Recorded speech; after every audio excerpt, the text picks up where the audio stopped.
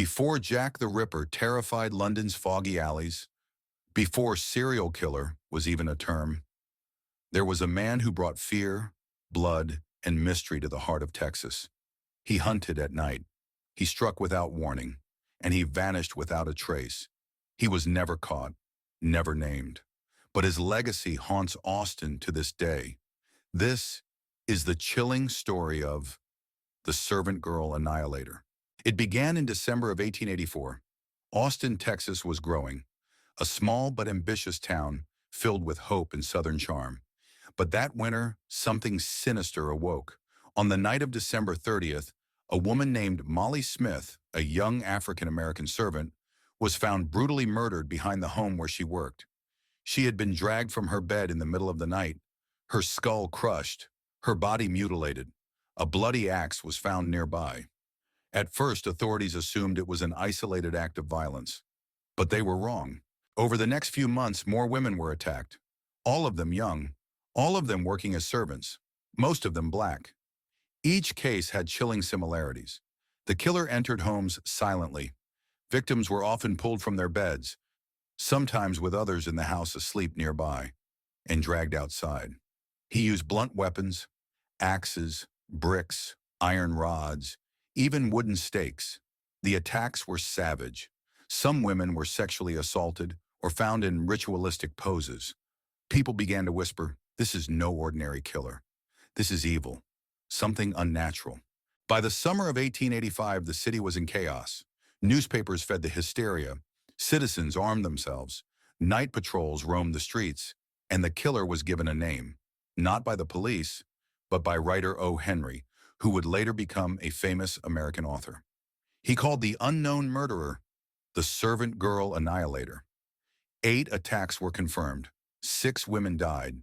2 were left barely alive. 2 injured and traumatized to describe the man who attacked them. Police had no answers, no leads, no motive. Dozens of innocent people, mostly black men, were arrested. But none of them were the killer. The Annihilator kept striking, always at night, always without warning. On Christmas Eve, 1885, the killer changed his pattern. He targeted 2 white women, Susan Hancock and Eula Phillips. Both were brutally murdered in their homes. Both attacks happened on the same night, just hours apart, and both women were from wealthy families. This sent the city into full-blown panic. Now no one felt safe, not even the rich. Susan was found in her garden, with her head split open by an axe. Eula's body was discovered in the backyard of a downtown cottage. Her head had been crushed and she appeared to have been sexually assaulted post-mortem. What disturbed investigators even more was the lack of footprints. No signs of forced entry. No evidence left behind. It was as if the killer had disappeared into thin air. And then, he did. After Christmas 1885, the murders stopped. Completely. Despite more than 400 suspects questioned, no one was ever charged. Among the most notable suspects was James Phillips, the husband of Eula Phillips, the final victim. He was tried for her murder, but the jury found the case too weak and he was acquitted. Another suspect was a Malaysian cook who worked at a local hotel. He was said to have a violent temper and disappeared shortly after the final murder, but no solid evidence linked him to the crimes.